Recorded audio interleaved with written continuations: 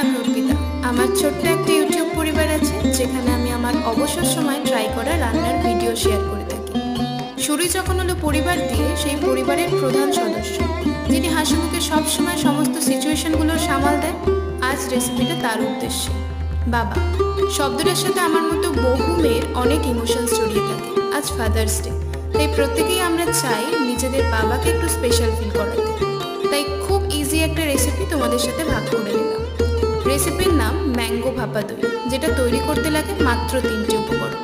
প্রথমেই একটা পাকা আম টুকরো করে কেটে খুব ভালো করে গ্রাইন্ড করে স্মুথ পেস্ট বানিয়ে নাও। তারপর জল ঝরানো টক দই নিয়ে তাতে কনডেন্স মিল্ক, কিছুটা ম্যাঙ্গো পিউরি আর ফ্লেভারের জন্য একটু এলাচ মিশিয়ে নাও।